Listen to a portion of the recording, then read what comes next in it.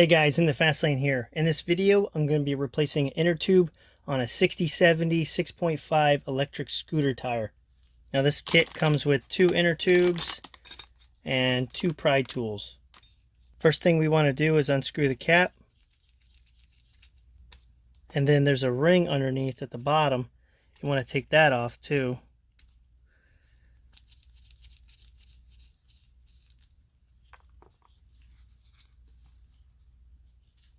That little guy. Next, go ahead and let the air out by pushing the Schrader in. You can do this with a pair of pliers or a screwdriver. This one doesn't have any air. Now these pry tools are all metal and I don't want to damage a painted rim, so I'm going to wrap them with some tape.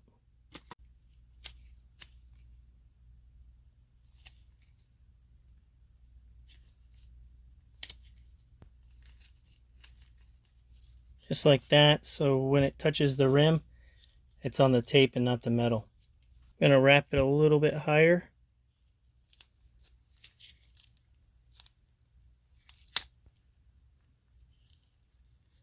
Just like that.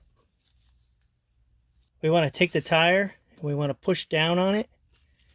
And then we'll take this tool, make sure this part's kind of facing down. Shove it in like that. We're going to pull back.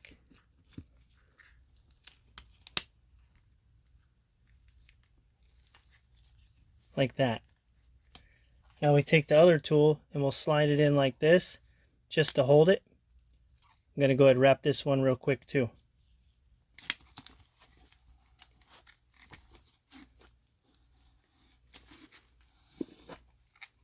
There we go. We don't have to take it completely off the rim. We just need to be able to get the inner tube out. Now we'll come over here and we'll push on the valve. Now this one looks like it has some fix-a-flat or something in it. It's all gummed up. Pretty nasty. Look at that. We're going to go in here and just try to pull it out. Get it started. There we go.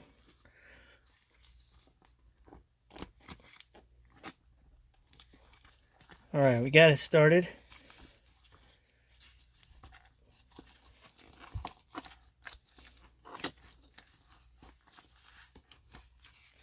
Definitely going to have to clean this up before we put the new one in.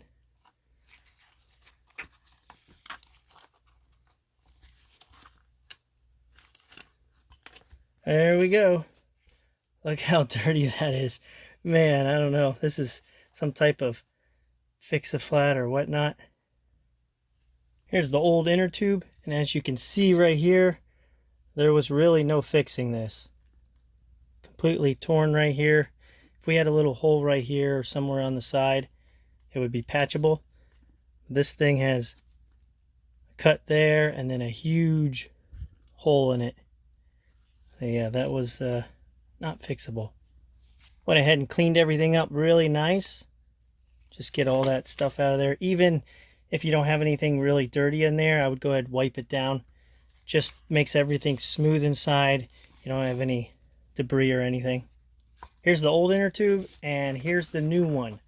Now I was reading before, people were saying that the newer ones were thicker. And they're correct. This is definitely thicker than the original one. The original one's much thinner. This new one's going to be much more durable than the old one. Just to settle an argument, I'm going to take the old one, put the digital caliper on it. As you can see, it's zeroed out. And we're going to give it a decent squeeze. That's a nice pinch.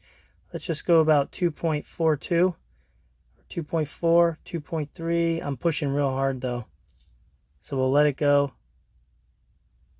About 2.5. Let's just say 2.5 millimeters. Let's take the new one. This one's compressed even better. Oh yeah, look at that. Push it all the way in real hard and let go.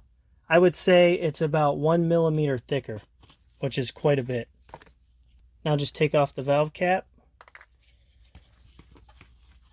We're going to stick it in like this. We want to line it up with the hole. get a gap. Just shove it down in there. We're going to first put it in to the tube, the tire.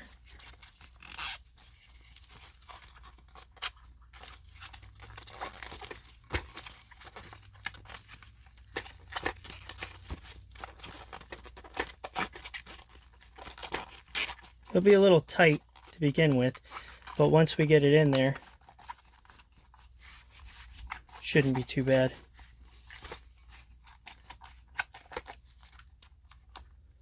Alright, now we want to kind of turn it. You want to start off where it is, but it moved a little bit. You can always turn the wheel. Shove that down in there like that. There we go, getting it lined up. Alright, we got it poking through. Now I'm just going to take that little ring and screw it on there to get it set.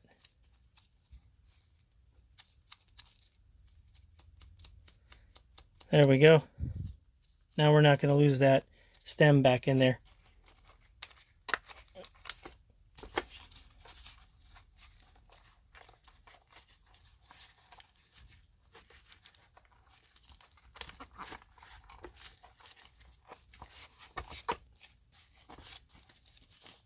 The idea is to get the tube underneath the wheel.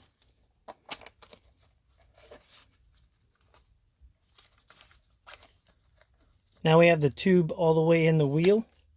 Now we're going to start to roll the bead back onto the wheel. This is the tricky part. Take our tool, and you want to go the opposite way. Before we went this way, now we want to flip it this way. Stick it in there like that and roll down.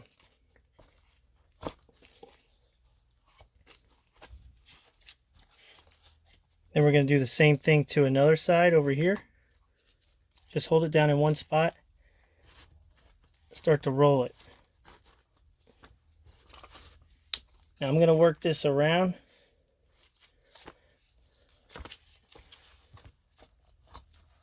Got the tire back on.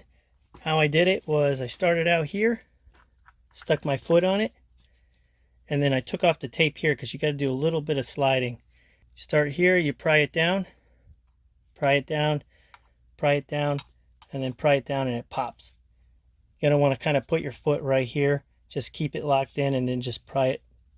Tighten this down all the way to pull the valve stem out and lock it in place so it doesn't move around and tear like the last time. Now all that's left to do is put some air in this tire and install it.